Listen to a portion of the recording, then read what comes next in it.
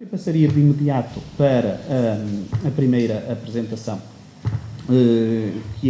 cujo título é Mudanças de Paradigma Energético no Setor Agrícola, do engenheiro Artur Amaral.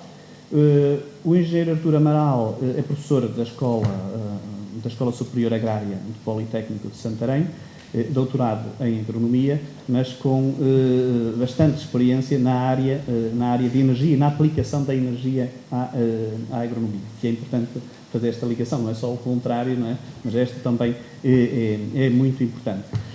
Portanto, eu passaria a palavra e peço então que, se possível, mantenhamos os 30 minutos. Bom dia a todos. Em primeiro lugar, gostaria de agradecer o convite que me foi endereçado pela Agrotec e pela revista, pela Renováveis Magazine. E realmente começar por dizer que, sendo da casa, costuma-se dizer que santos da casa não fazem milagres. E, portanto, eu, como agrónomo e com uma formação na área mais ligada à produção, ainda para mais com uma especialização em culturas hortoindustriais, para mim, de certa forma, não deixa de ser um milagre de vir abordar um tema tão importante como é esta questão da energia e, portanto, tão diversificada também. O tema que trago aqui é esta questão da mudança de paradigma. Portanto, desde logo comecei a pensar se realmente deveria ser a mudança do paradigma ou dos paradigmas, ou seja, de um modelo conceptual ou de vários modelos conceptuais. E as apresentações e a introdução que já foi feita aponta no sentido realmente nesse sentido, ou seja, não me quero estar a antecipar às conclusões, mas possivelmente no final deste dia vamos todos concluir de que as soluções são diversificadas e que os modelos são também bastante diversificados. Por paradigma, nós entendemos o sistema, o modelo conceptual que orienta o desenvolvimento posterior de pesquisas, estando na base da evolução científica. Portanto, e é com base nesta ideia, neste modelo conceptual, que à partida podemos já assentar esta mudança importante que temos que todos fazer. O desenvolvimento socioeconómico que todas as sociedades desejam, necessariamente vai ter que considerar, desde já, a preservação dos ecossistemas. E a palavra-chave vai ser sempre eficiência de recursos. E dentro dessa eficiência de recursos, nós temos que considerar a eficiência material, portanto, os rácios entre inputs e outputs, mas não só, os próprios ecossistemas, ou seja, reduzir os impactos, minimizar os resíduos, a poluição. Temos um capital que temos que preservar e temos que manter, que é o capital natural, portanto, os minerais, a terra, a água, a biodiversidade. Estamos numa época em que nunca se falou tanto como agora de biodiversidade. E nós sabemos que os nossos sistemas, nos nossos agroecossistemas, biodiversidade é, sem dúvida, muito importante. As tecnologias associadas às energias renováveis têm também um impacto social muito importante. Sabemos que, atualmente, empregam já 1, milhões de pessoas no espaço europeu. E até 2020 estão previstos mais 3 milhões de postos de trabalho. Portanto, isto é algo que deve ser considerado e que, de certa forma, dá a grande importância que tem este setor para o desenvolvimento das nossas sociedades. Mas, desde já, voltamos ao compromisso da eficiência dos recursos e das implicações para as energias renováveis. Eu não me atrevi aqui a abordar, portanto, dentro da energia renovável, procurei, portanto, localizar-me um pouco mais, focalizar um pouco mais a questão da bioenergia, porque é aquela que realmente, à partida, pensamos, tem um pouco mais a ver com o setor agrícola. E a produção de energia renovável não poderá causar impactos negativos no capital natural, como há pouco referimos. E esses impactos têm que ser analisados ao nível da floresta, da produtividade dos solos, mais uma vez da biodiversidade dos recursos hídricos. E teremos sempre que, a partir de agora, ou já antes, ter isto presente. Por outro lado, o importante contributo que têm as energias renováveis na redução dos gases com efeito de estufa tem que ser bastante marcado, ou seja, pequenas reduções dos gases, das emissões com efeito de estufa, não poderão ser justificáveis apenas para o desenvolvimento destas novas tecnologias. Tem que haver realmente impacto bastante significativo em termos da redução dos gases com efeito de estufa. Medidas sustentáveis compatíveis com a bioenergia. Bom, muitas destas medidas já estão a ser seguidas e podemos considerar obrigatórias no setor agrícola. E estou a falar, por exemplo, estou a dar um exemplo da agricultura de conservação. A agricultura de conservação, no qual podemos integrar a mobilização de conservação, portanto, considera que os resíduos que devem ficar, no mínimo, 30% dos resíduos das culturas à superfície do solo. Iremos depois, mais à frente, voltar a este assunto e verificar realmente esta questão do aproveitamento dos resíduos como fonte de energia renovável terá sempre que considerar todas estas implicações em termos de sustentabilidade dos nossos sistemas, em termos de se enquadrar dentro desta ótica da agricultura de conservação. Portanto, agricultura de conservação, mobilização de conservação, cobertura pelo menos de 30% da superfície com resíduos, mobilização na linha, algumas das tecnologias que são seguidas neste âmbito da mobilização de conservação, a mobilização reduzida, a mobilização na linha, a sementeira direta. E, para além disso, as boas práticas agrícolas que hoje em dia os agricultores já são, portanto, obrigados a cumprir. Portanto, podemos constatar, então, que estes impactos em termos ambientais, que hoje são, portanto, têm que ser cumpridos e que estão no âmbito da Diretiva de Energias Renováveis, já estão atualmente a ser, na prática agrícola, muitos deles a serem cumpridos e são, portanto, obrigatórios. No caso da floresta, também a permanência da percentagem mínima de resíduos é algo que deve ser considerado. Em termos de fontes de energia renovável na agricultura, apenas um breve enquadramento. Portanto, eu considerei aqui aqueles sistemas que podemos considerar à partida mais ligados ao setor agrícola, o caso da energia solar, a energia eólica, as pequenas centrais hídricas e, sem dúvida, a bioenergia. Esta imagem que estamos a observar, que eu fui buscar, por exemplo, é um campo de sorgo que nós tivemos a oportunidade de, durante alguns anos aqui na escola, desenvolver trabalho de experimentação nesta cultura do sorgo para grão. Portanto, a bioenergia, a energia que deriva da biomassa, é uma energia renovável e, portanto, ela garante menores emissões de gases com efeito de estufa, também uma bioenergia, é também uma fonte de energia renovável que permite cumprir, portanto, com os compromissos internacionais em termos de redução de gases com efeito de estufa.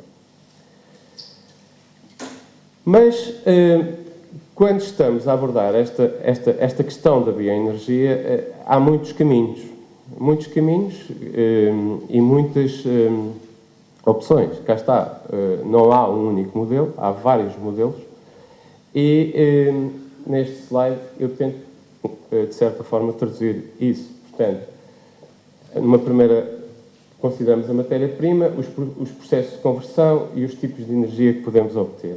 Dentro da matéria-prima, as culturas oleaginosas, que estão na base da obtenção dos biocombustíveis, nomeadamente do biodiesel, depois, e não só, também os resíduos de óleos e de gordura animal, as culturas ricas em amido e em açúcar, a biomassa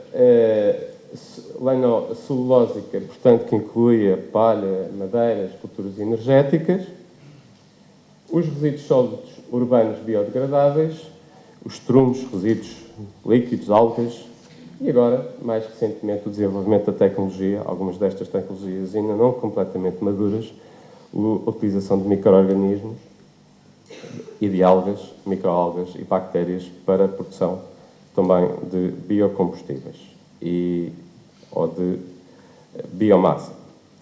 Dentro dos processos de conversão, há também uma diversificação de processos.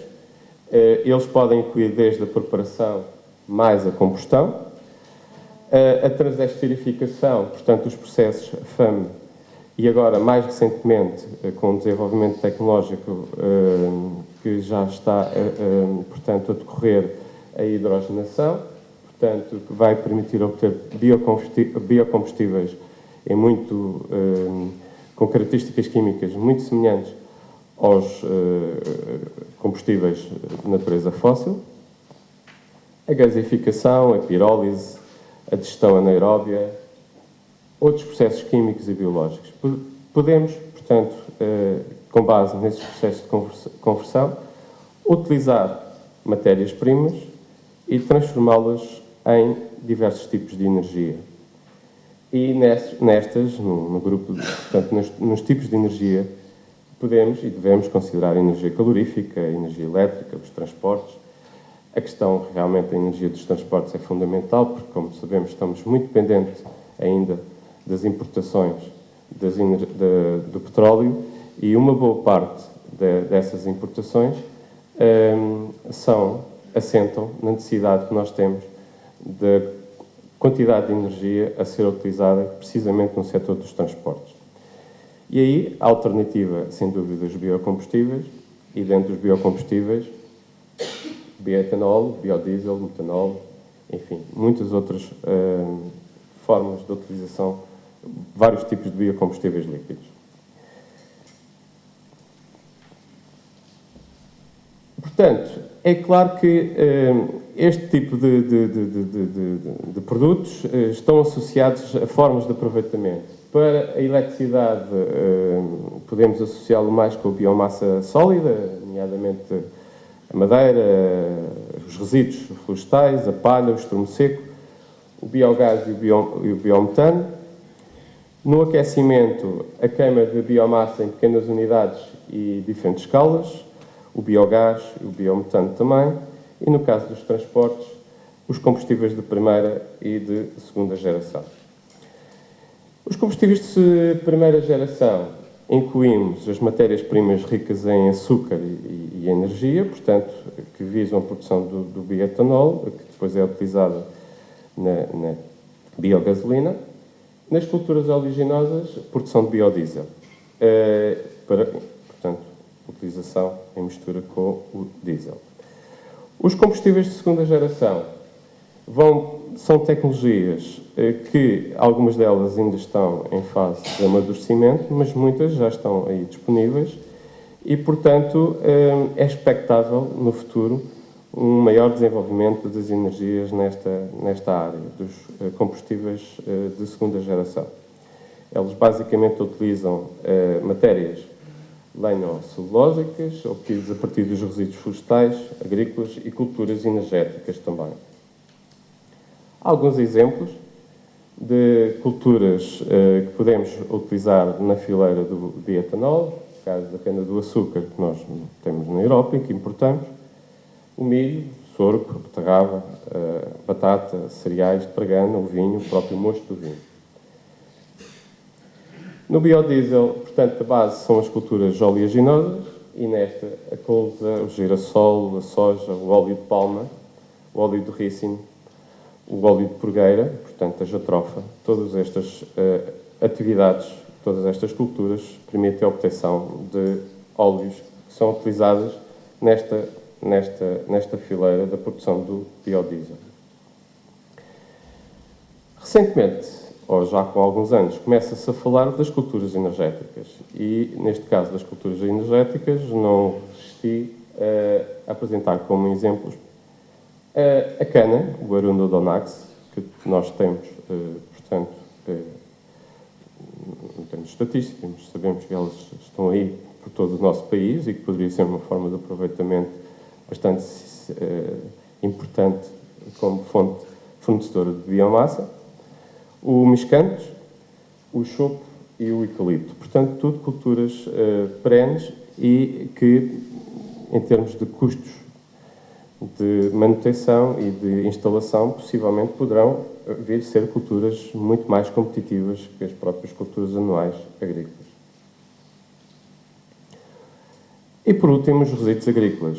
Esta é uma área que a nós, pessoalmente, nos interessa e tem-nos despertado bastante interesse. Teremos ocasião de abordar depois algum trabalho de experimentação que temos desenvolvido aqui no âmbito da Escola Superior Agrária de Santarém nesta área do estudo e especialmente do impacto em termos dos agroecossistemas, do aproveitamento deste tipo de resíduos das culturas agrícolas. É óbvio que no caso das culturas agrícolas, aqui na nossa região e atendendo às estatísticas, sobressai, sem dúvida nenhuma, logo a cultura do milho. E esta é uma questão, um tema bastante importante, porque se por um lado podemos pensar neste tipo de aproveitamentos, por outro lado não podemos esquecer os impactos ambientais, nomeadamente em termos de fertilização do solo, que este tipo de aproveitamentos pode trazer. E nesse sentido,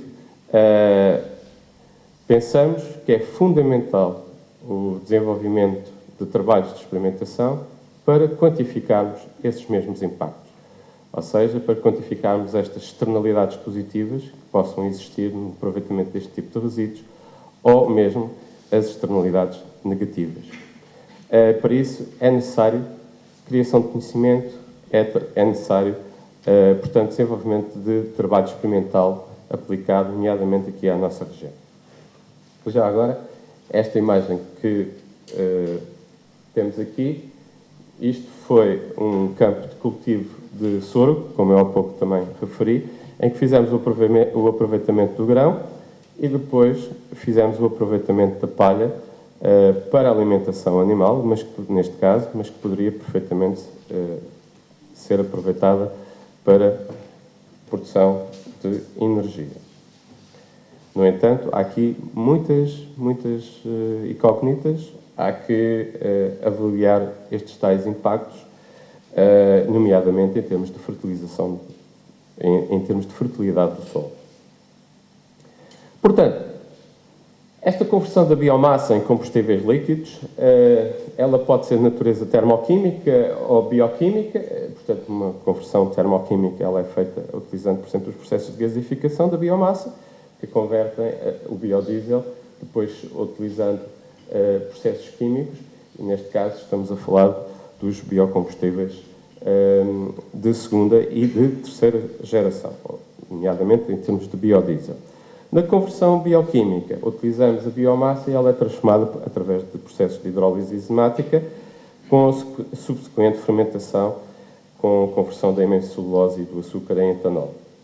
E já existem unidades industriais na Europa e fora da Europa que estão, portanto, a desenvolver este tipo de produção.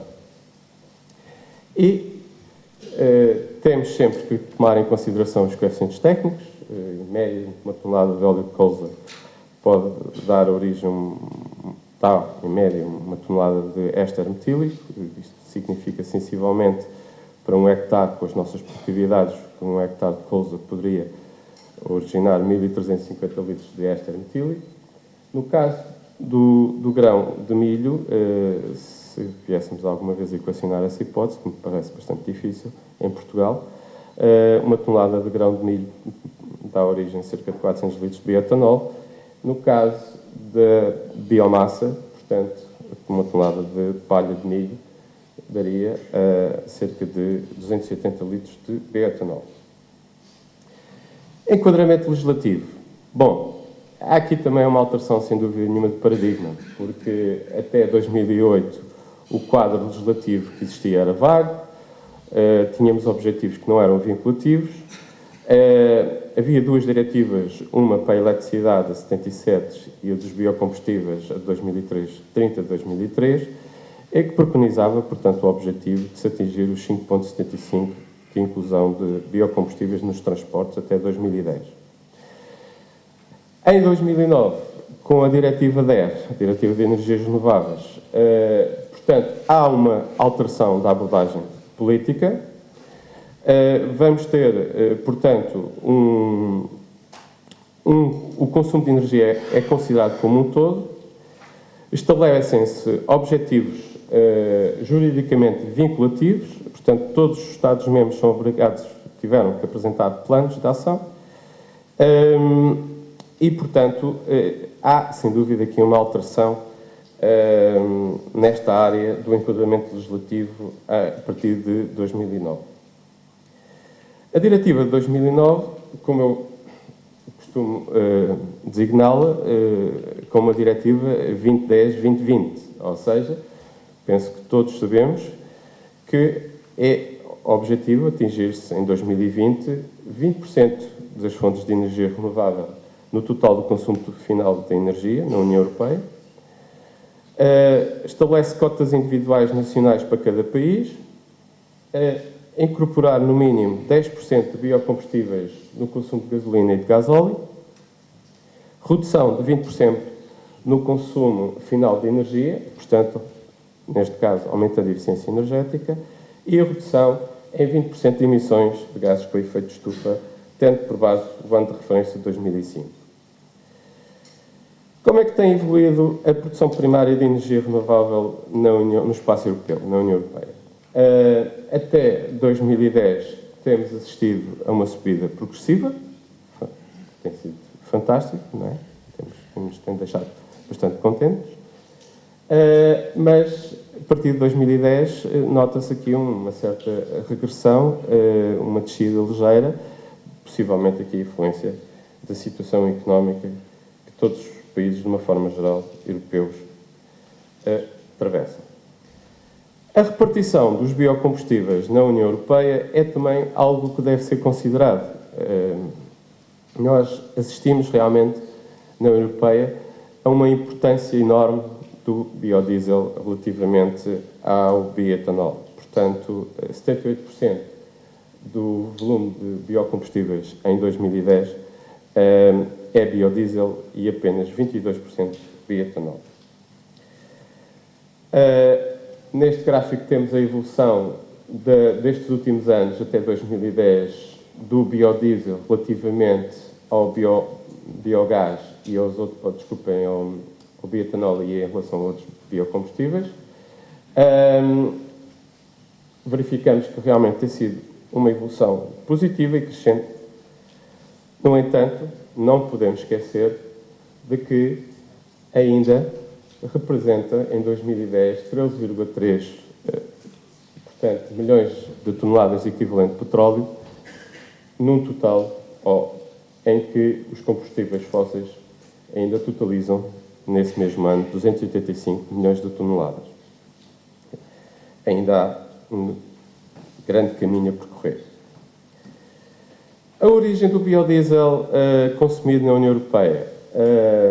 Verificamos que, nesse aspecto, a União Europeia, realmente, 83% dos consumos que temos são provenientes da própria União Europeia. Apenas tem importância relativa à importação de matérias da Argentina para a produção de biodiesel e, com menor expressão, a Indonésia, nomeadamente a questão do óleo de palma, possivelmente. Em relação ao bioetanol, também 80% da produção é assegurada por matéria-prima produzida no espaço europeu. Aqui, como país, portanto, a importação de restantes países, temos o Brasil. Portanto, foram definidas metas. Para Portugal, a meta em termos de cota de energia renovável no consumo final será chegarmos aos 31%.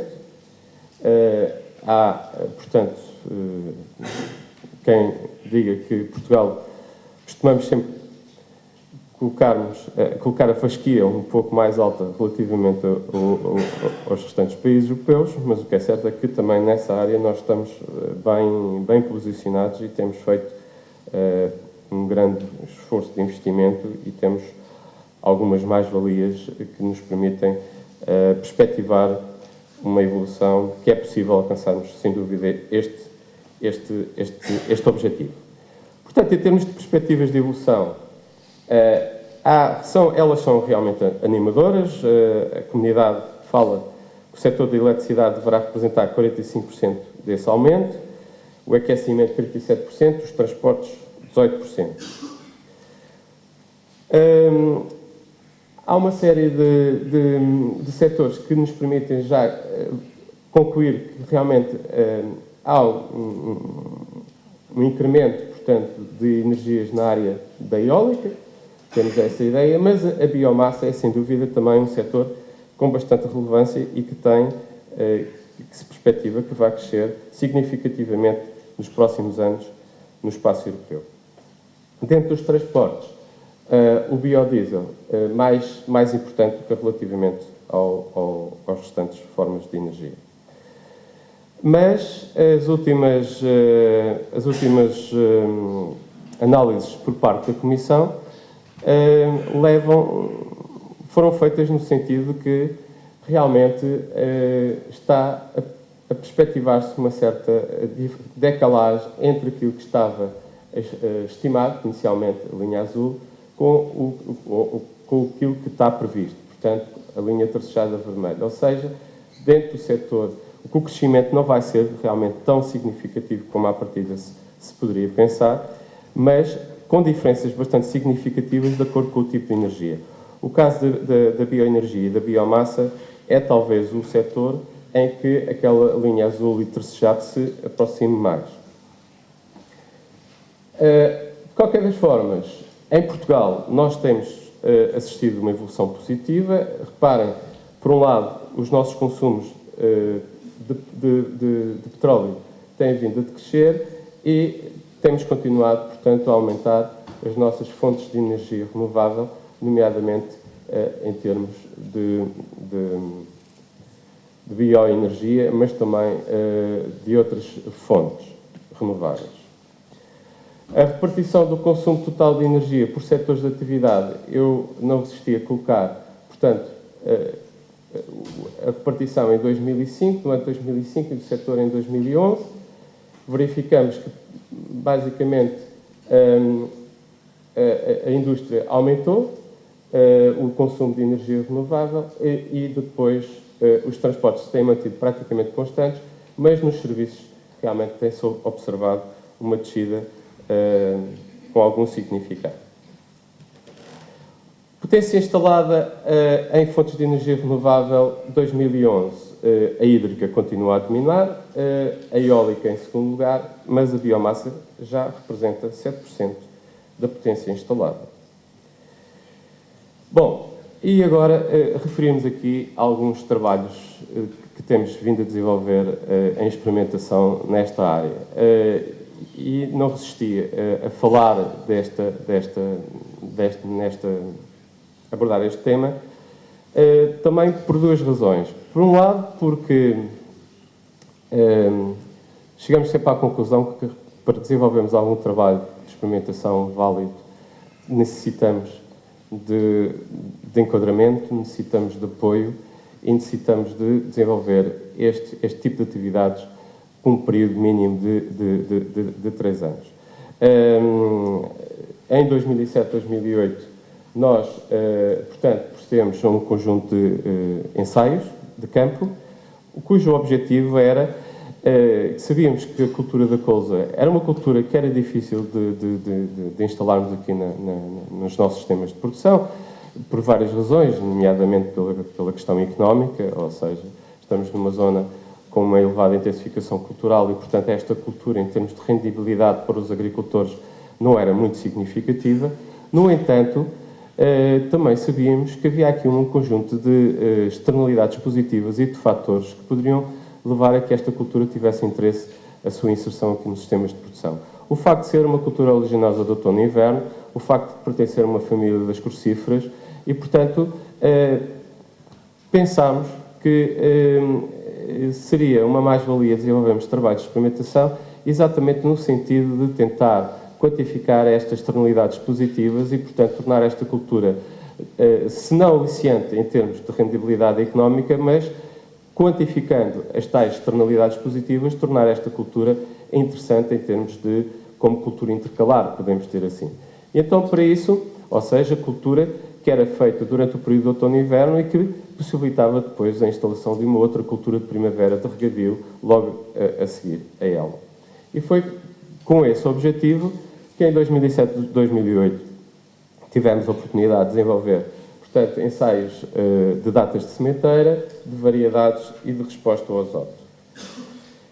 E, portanto, como eu já referi, esta cultura da colza é, sem dúvida, uma cultura que tem estas vantagens do ponto de vista agronómico, ou seja, podemos considerar uma cultura interessante para inserir num sistema de monocultura, é um bom precedente cultural, podemos considerá-la como, designamos-la como uma cage crop, ou seja, uma cultura que pode aproveitar os resíduos, os nutrientes das culturas anteriores, tem um efeito positivo em determinado tipo de pragas do solo, como é o caso dos tomates, é uma alternativa de inverno nos sistemas de produção, tem custos relativamente baixos em termos de implementação e, à partida, garantia de escoamento.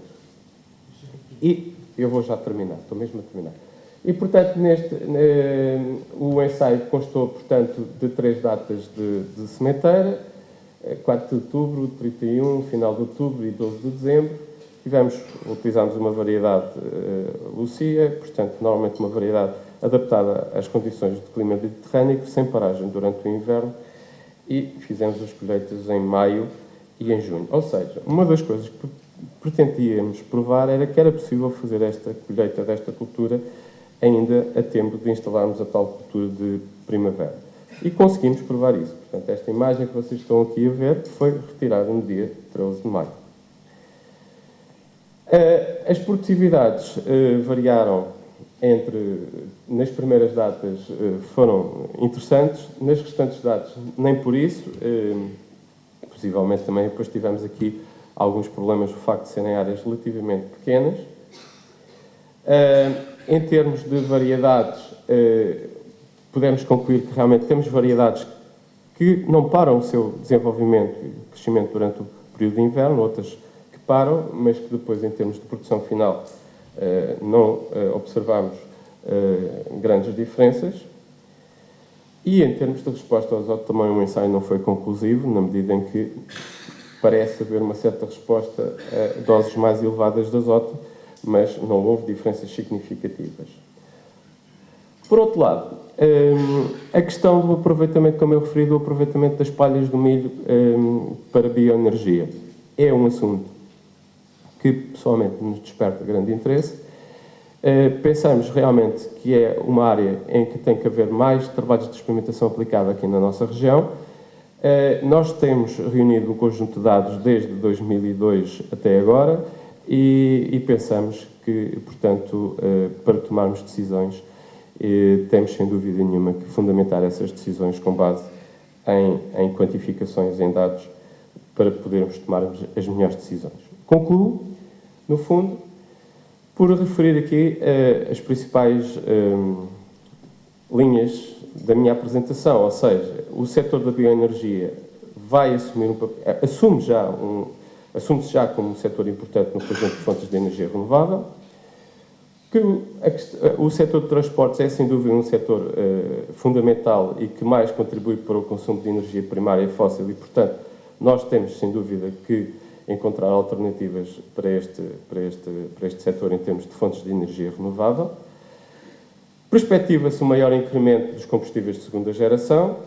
A dimensão e situação económica do nosso país vai obrigar, de certeza, a um esforço acrescido na criação de conhecimento, no aumento das eficiências, no desenvolvimento de modelos conceptuais adaptados às enormes potencialidades e diversidade de situações para a produção de energia renovável, que o baixo grau de aprovisionamento de cereais e oleaginosas implicará uma alteração do paradigma da energia renovável no setor agrícola, implicando maior aposta em fontes não concorrenciais com a produção de alimentos, ou seja, energia solar, resíduos de culturas, resíduos florestais e os resíduos de pecuária. E por isso termino com uma imagem de uma cultura que não deixa de ser sempre uma cultura bonita, como é a cultura da colza. Obrigado.